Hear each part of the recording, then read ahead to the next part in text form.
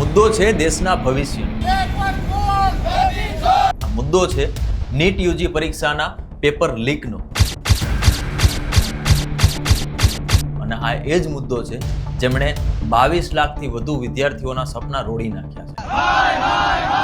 આજે સમગ્ર દેશમાં શિક્ષણ મંત્રી ધર્મેન્દ્ર પ્રધાન અને મોદી સરકાર પર લોકો થૂથું કરી રહ્યા છે. આપણા પાડોશી રાજ્ય રાજસ્થાનમાં કોંગ્રેસના કાર્યકર્તાઓ, નેતાઓ રસ્તા પર ઉતરી આવ્યા છે અને લાઠીઓ ખાઈ રહ્યા છે. પરંતુ શરમજનક વાત ગુજરાત કોંગ્રેસ માટે છે.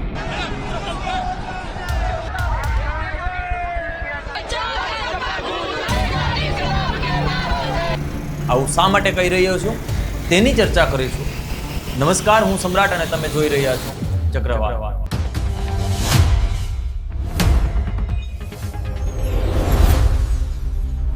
નીટ યુજી પરીક્ષાનું પેપર લેવાય છે. 22 લાખથી વધારે વિદ્યાર્થીઓ તેની પરીક્ષા પણ આપે છે. અને થોડા દિવસ થાય છે અને સરકાર નક્કી કરે છે કે આ પરીક્ષા રદ કરવામાં આવે છે અને હવેથી ફરી એ પરીક્ષા લેવામાં આવશે. પરંતુ આ તો માત્ર નિર્ણય હતો સરકારનો.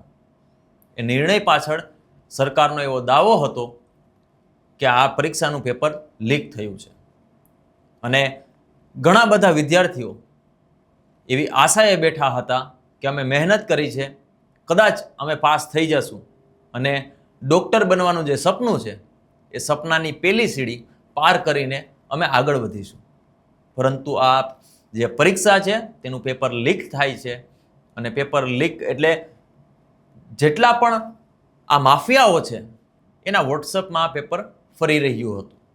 એટલે કે એને જે પેપરમાં જે પ્રશ્નો હતા એના અમુક પ્રશ્નો એક પીડીએફ હતી અને એના આન્સર સાથે એ પીડીએફ ફરી રહી હતી.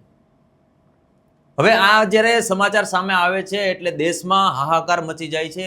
લગભગ દેશના 22 લાખ જેટલા વિદ્યાર્થીઓએ આની પરીક્ષા આપી હતી અને દિલ્હીથી લઈને ગુજરાત સુધી લોકો આનો વિરોધ કરી રહ્યા હતા અને સરકારની થૂથું કરી રહ્યા હતા. અને જ્યારે આ પરીક્ષા રદ કરવાની વાત સામે આવે છે ત્યારે દિલ્હીમાં કોંગ્રેસ દ્વારા ખૂબ મોટા પ્રમાણમાં પ્રદર્શન કરવામાં આવે છે. હવે એ ધીમે ધીમે પ્રદર્શનો વધતા પણ ગયા. અનેક રાજ્યોમાં પ્રદર્શનો થયા અને ગઈકાલે રાજસ્થાનમાં ખૂબ મોટા પ્રમાણમાં કોંગ્રેસના નેતાઓ પહોંચ્યા, યુથ કોંગ્રેસના નેતાઓ પહોંચ્યા, કાર્યકર્તાઓ પહોંચ્યા અને સરકારે પોલીસને સામે કરી અને જે સુરક્ષા દળો છે એને સામે કરીને પાણીનો મારો ચલાવ્યો, એના ઉપર લાઠીઓ ચલાવી. હવે આ જે સંદર્ભ ચાલી રહ્યો છે, આ ઘટનાક્રમ ચાલી રહ્યો છે, આ ઘટનાક્રમ વચ્ચે પણ ગુજરાતમાં પણ કોંગ્રેસ તેનો વિરોધ કરી રહી છે. પરંતુ શરમજનક પાસું એ છે કે આ વિરોધમાં માત્ર ને માત્ર 20 થી 25 લોકો જ હોય છે. ન માત્ર એક નાનકડા શહેરની વાત કરું છું, ન માત્ર એક નાનકડા તાલુકાની વાત કરું છું, પરંતુ અમદાવાદ જેવા મેટ્રો સિટીમાં પણ કોંગ્રેસના દેખાવો શૂન્ય કહી શકાય અથવા તો નહિવત કહી શકાય એ પ્રકારે વિરોધ સામે આવ્યો છે. અમારી પાસે ઘણા બધા કોંગ્રેસના વિડીયોઝ આવ્યા ગુજરાતના કે તેને જોઈને ખુદ કોંગ્રેસના નેતાઓને શરમ આવી રહી છે કે અમે શું કરી રહ્યા છે. જ્યારે પણ કોંગ્રેસના નેતાઓ કોઈ વિરોધ નોંધાવે, રસ્તા ઉપર ઉતરે તો માત્ર ને માત્ર એની પાસે ઓછામાં ઓછા 10 થી 15 અને 15 થી 20 અને વધુમાં વધુ 100 જેટલા કાર્યકર્તાઓ માંડ ભેગા થાય છે. અને આ વાત કોઈ ગામડાની વાત નથી કરી રહ્યો. આ વાત અમદાવાદ જેવા, સુરત જેવા, વડોદરા જેવા, રાજકોટ જેવા સિટીની વાત કરી રહ્યો છું. શું ખરેખર આ બધી વસ્તુઓ જોઈને એવું લાગે છે કે કોંગ્રેસ ગુજરાતમાંથી ખતમ થઈ રહી છે? શું આ નીટ યુજી જેવો સૌથી મોટો મુદ્દો કહેવાતો ગુજરાતમાં હજારો વિદ્યાર્થીઓએ પરીક્ષા આપી હતી અને તેનો મુદ્દો શું માત્ર 15 થી 20 કે 30 જે કાર્યકર્તાઓ જે પોતાનો પેટ્રોલ બારીને ત્યાં આવે છે એટલા પૂરતું જ સીમિત થઈ ગયું છે? આની પાછળ દોષ કોને દેવો? એ બિચારો કાર્યકર્તા પોતાનું કામ ધંધા મૂકીને આ કાર્યક્રમમાં જોડાય છે અને નેતાઓ એસી ચેમ્બરમાં બેસે છે, એસી ગાડીઓમાં બેસે છે અને માત્ર ને માત્ર ફોન કરીને એને સલાહો આપે છે. અત્યારે તમે જોઈ શકો છો મારી બાજુમાં તેના વિઝ્યુઅલ ચાલી રહ્યા છે કે આ રાજસ્થાનમાં કેટલી બહોળી સંખ્યામાં કોંગ્રેસના કાર્યકર્તાઓ વિરોધ પ્રદર્શન કરી રહ્યા છે. પરંતુ દુઃખની વાત એ છે કોંગ્રેસ માટે કે ગુજરાતમાં આવો કોઈ કાર્યક્રમ થયો જ નથી. જે પ્રદેશના નેતાઓ છે, યુથ કોંગ્રેસના જેને ટોચ લેવલના ગુજરાતના નેતાઓ કહેવાય છે, એ નેતાઓ માત્ર ને માત્ર 20 થી 25 લોકો સાથે વિરોધ પ્રદર્શન કરે છે અને વાત કરે છે 2027ની ચૂંટણીમાં સત્તા મેળવવાની. પરંતુ ગુજરાતમાં કોંગ્રેસ ખાલી થઈ ગઈ હોય અને ભાજપનું કોંગ્રેસીકરણ થઈ ગયું હોય એવું લાગી રહ્યું છે.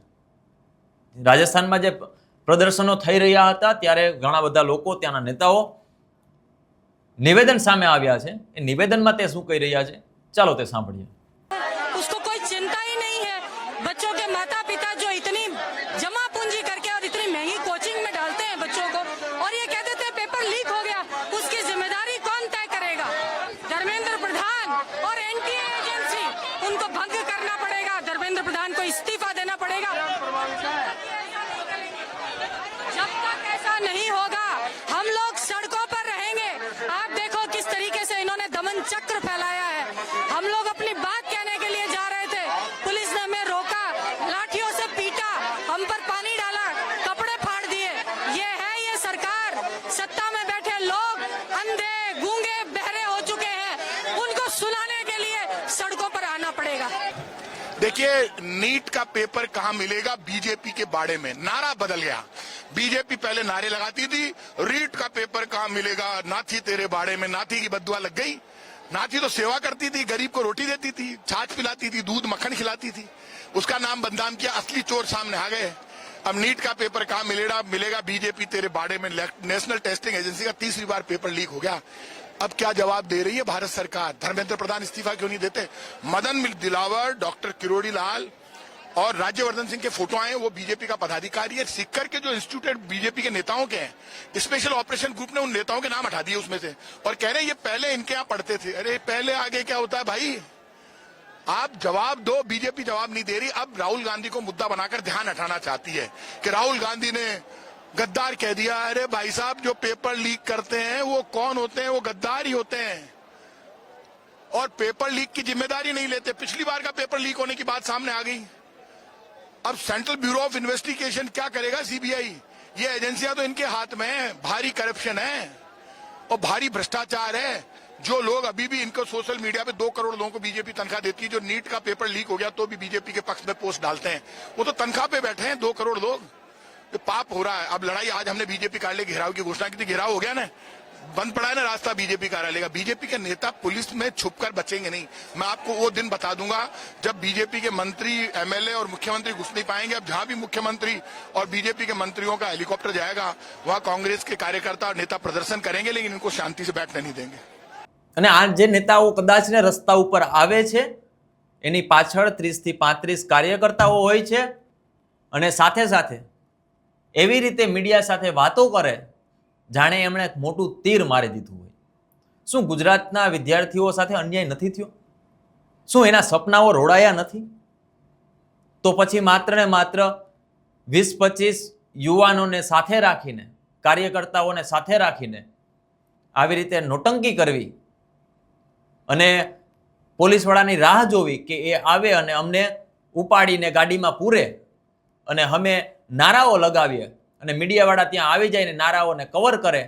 એટલે દિલ્હીમાં બેઠા હો તમારા આકાઓ માત્ર એટલું જોઈ કે ભાઈ કોંગ્રેસના કાર્યકર્તાઓ અને અમારા નેતાઓ અમારો જે કામ છે, જે વિપક્ષનું કામ છે, વિરોધનું કામ છે એ કરી રહ્યા છે માત્ર આ દેખાડા માટે. અને અમે મીડિયા તરીકે ઘણી બધી જે આવા આંદોલનો થતા હોય ત્યારે કવર કરવા જઈએ છીએ ત્યારે અમે પણ જોતા હોઈએ છીએ કે પાછળથી આ લોકો હસતા હોય છે. તમે ક્યાં કામ માટે બેઠા છો, ક્યાં ગયા છો, તમારો મુદ્દો શું છે એ વાત તો દૂર, પરંતુ આ લોકો ત્યાં પોલીસવાળાની રાહ જોઈ અને રાહ જોઈને પછી જ્યારે પોલીસવાળા આવે એટલે હસતા હસતા પોલીસવાળાની સામે જ જ્યારે નાટક એક કરવાનું હોય એ રીતે પોલીસવાળા તેમને ઉપાડે એટલે એ હાથાપાઈ જેવું કરે અને આરામથી પછી ગાડીઓમાં બેસી જાય અને પોલીસવાળા એને અટકાયત કરે એને પછી ઉપાડીને મૂકી આવે. ઘણી વખત તો એવા પણ કિસ્સાઓ સામે આવ્યા છે કે કાર્યકર્તાઓ કરતા આ નેતાઓ કરતા પોલીસની ટીમ મોટી હોય છે. એટલે આ બધા જ સવાલો સાથે એવું લાગે છે કે 2027ની ચૂંટણી આવી રહી છે, કોંગ્રેસ કઈ રીતે તૈયારી કરશે. અત્યારે પરિસ્થિતિ એવી થઈ ગઈ છે કે કોંગ્રેસના નેતાઓ જ એકબીજાના ટાંટિયા ખેંચવામાંથી ઊંચા નથી આવતા. અલગ અલગ પ્રકારના ગ્રુપ બની ગયા છે. અને આજે રેકોર્ડ કરી રહ્યો છું તમારી સામે જે બોલી રહ્યો છું એનો મતલબ એવો નથી કે હું ભાજપ સમર્થિત છું કે આમ આદમી પાર્ટીનો સમર્થિત છું. અમે એક મીડિયા તરીકે, સ્વતંત્ર મીડિયા તરીકે કોનામાં શું ખામી છે ને અમે એના વિશે શું વિચારીએ છીએ, લોકો એના વિશે શું વિચારે છે, એ વાત મૂકવી પણ એક સ્વતંત્ર મીડિયા તરીકે જરૂરી છે. હમણાં જ સ્થાનિક સ્વરાજની ચૂંટણી ગઈ. ચૂંટણીમાં કોંગ્રેસને ઘણા બધા મત મળ્યા, ભાજપને પણ મત મળ્યા અને આમ આદમી પાર્ટીને પણ મત મળ્યા. પરંતુ અમે કોંગ્રેસના નેતાઓ સાથે વાત કરી ત્યારે એમને સંતોષ થયો હતો કે આ ખરેખર અમારા માટે બહુ મોટી વાત છે. ઘણી બધી સીટો આવી, વોટ શેરમાં મજા આવી ગઈ. અને આ ચૂંટણીમાં તો લગભગ ને બધાને મજા જ આવી ગઈ છે. ભાજપની સત્તા આવી ગઈ છે, કોંગ્રેસની સીટો વધી ને આમ આદમી પાર્ટીની સીટો વધી. પરંતુ કોંગ્રેસે સમજવાની જરૂર છે. અમે જ્યારે ગ્રાઉન્ડ રિપોર્ટ્સ કર્યા ત્યારે ગ્રાઉન્ડ રિપોર્ટ્સમાં પણ મોટા મોટા ગજાના જેને નેતાઓ કહેવાય છે એ નેતાઓ માત્ર ને માત્ર એવું કહેતા સંભળાતા કે એ વિસ્તારમાં આપણું કાંઈ નથી, કોંગ્રેસનું કાંઈ નથી. એટલે તમારે કદાચ જવું હોય તો એક બે નેતાઓના તમને નંબર આપીએ, તમારે એને કવર કરવા હોય તો કરો, બાકી બીજું કાંઈ ગ્રાઉન્ડ ઉપર છે નહીં. અને આ ઓન રેકોર્ડ હું કહી શકું એમ છું. એટલે કોંગ્રેસની સ્થિતિ ગ્રાઉન્ડ ઉપર ખૂબ નબળી જોવા મળી. પરંતુ છતાં એ લોકોને, કોંગ્રેસના નેતાઓને, કાર્યકર્તાઓ છે એની મહેનતથી, નેતાઓની નહીં પરંતુ કાર્યકર્તાઓની મહેનતથી અને લોકોનો ભાજપ તરફી આક્રોશ હતો, એ આક્રોશના કારણે એમને મત મળ્યા છે. આ કોંગ્રેસની મહેનત નથી, આ લોકોનો આક્રોશ હતો અને એ આક્રોશના કારણે કોંગ્રેસની ક્યાંક ને ક્યાંક સીટો આવી છે. આ વાતનું પણ ખરેખર કોંગ્રેસે વિચારવું જોઈએ કે દિવસે ને દિવસે અમે કેમ પડી રહ્યા છે. કેમ છેલ્લી ચૂંટણીમાં 2022ની ચૂંટણીમાં માત્ર ને માત્ર 17 સીટો ઉપર અટકી પડ્યા હતા. ઘણા બધા નેતાઓ એવું આમ આદમી પાર્ટીને દોષ દેતા હશે કે આમ આદમી પાર્ટી ગુજરાતમાં ચૂંટણી લડી એટલે અમારે નુકસાન થયું, અમારા વોટ શેર ઘટ્યા, અમારા વોટ એ કાપી નાખ્યા. પરંતુ આમ આદમી પાર્ટી ત્યારે જ આવી જ્યારે ગુજરાતમાં કોંગ્રેસમાં કાંઈ દમ નથી. અને જો કદાચ ને દમ હોત તો આમ આદમી પાર્ટીને કોઈ સ્વીકાર જ પણ નહીં. તમે જો મજબૂતાઈથી લડ્યા હોત તો આમ આદમી પાર્ટીને સ્કોપ જ નહોતો ગુજરાતમાં આવવાનો. પરંતુ તમે ક્યાંક ને ક્યાંક ઊણા ઉતર્યા છો લોકોની સમસ્યાઓ સાંભળવા માટે. એટલે અત્યારની જે પરિસ્થિતિ છે એ ખૂબ કોંગ્રેસ માટે ગંભીર પરિસ્થિતિ છે. જ્યારે ખરેખર લોકોનો મુદ્દો ઉપાડવાની વાત હોય છે ત્યારે કોંગ્રેસના ગણ્યા ગાંઠિયા લોકો એ મેદાન ઉપર ઉતરે છે અને મેદાન ઉપર ઉતર્યા પછી 5-10 લોકો, 15 લોકો, 20-25 લોકો આવી રીતે નાટકો કરે છે અને નાટક કરીને પછી પોતપોતાની ઘરે વયા જાય છે. ખરેખર લોકો સમસ્યાઓથી પીડાઈ રહ્યા છે. અલગ અલગ વિસ્તારોમાં અલગ અલગ સમસ્યાઓ છે ને એ સમસ્યાઓ નાની નથી, સમસ્યાઓ ખૂબ મોટી છે. એના માટે એક ગામડામાં જઈને નાનકડો ખેડૂત હોય ને એને પૂછો ને બાજુમાં બેસીને કે કાકા તમારે શું સમસ્યાઓ છે, શું તકલીફ પડે છે, એટલે ખેડૂતની આંતરડી કેટલી દુભાશે ને. અને કદાચ એ ખેડૂત તમારી સામે રડવા પણ લાગે. પરંતુ એવું કોંગ્રેસના નેતાઓને ક્યારેય દેખાયું નથી. માત્ર ને માત્ર ખોટા તાઇફાઓ કરવા છે. ને એવું પણ નથી કે ગુજરાત કોંગ્રેસમાં કોઈ એવા નેતા પણ નથી જે લડાયક હોય અને લોકોની સમસ્યાઓ ન સાંભળતા હોય. એવા અમુક નેતાઓ પણ છે કે જે લોકો સાથે બેસે છે, લોકોની વાત સાંભળે છે અને હંમેશા લોકો સાથે રહીને લોકોનું કામ કરતા હોય છે, પરંતુ એને ઊંચા આવવા દેતા નથી. આજે ગુજરાતમાં 30 વર્ષથી આ ભાજપનું શાસન છે, કોંગ્રેસનું શાસન નથી. છતાં પણ આ કાર્યકર્તાઓ તમારી સાથે જોડાયેલા છે. અને જો એ કાર્યકર્તાઓના કારણે તમને જો મત મળતા હોય ને, તો તમારે ખરેખર કાર્યકર્તાની જગ્યાએ કામ કરવું જોઈએ ને કાર્યકર્તાઓને મોકો આપવો જોઈએ. પરંતુ એવું થતું નથી. સ્થાનિક સ્વરાજ્ય ચૂંટણીમાં પણ ખાલી નામ પૂરતા કેન્ડિડેટ્સ ઊભા રાખ્યા અને એનામાં કાંઈ હતું જ નહીં. કોંગ્રેસે માત્ર નામ પૂરતા ઊભા રાખ્યા હતા. નથી કોઈ બેકગ્રાઉન્ડ જોતા. લાગવગ ચાલે છે કે ભાઈ આ નેતા છે કે ભાઈ આ ધારાસભ્ય છે, એના લાગવગવાળાના બધાને આપી દો ટિકિટ. ઘણા બધા વિરોધ પણ જોયા આપણે કે આ 100 ધારાસભ્ય 100 વ્યક્તિ છે, નેતા છે, એના લાગવગવાળા લોકોને ટિકિટ આપવામાં આવી. અને આવું જ થાય છે દર વખતે. જે સાચા લોકો ખરેખર કામ કરે છે, એ કામ કરવાની ઈચ્છા ધરાવે છે, પરંતુ આવા જે તમારા કામ છે એના કારણે જ તમારા જે ખરા કાર્યકર્તાઓ છે એ ટકતા નથી. અને એને વિચારધારા બદલાવાની એને ફરજ પડતી પણ નથી. એ લોકો સાયલેન્ટ થઈ જાય છે. જેને રાજકીય લાલચ હોય એ લાલચના કારણે અમુક પાર્ટીઓમાંથી નીકળીને અમુક પાર્ટીઓમાં જાય.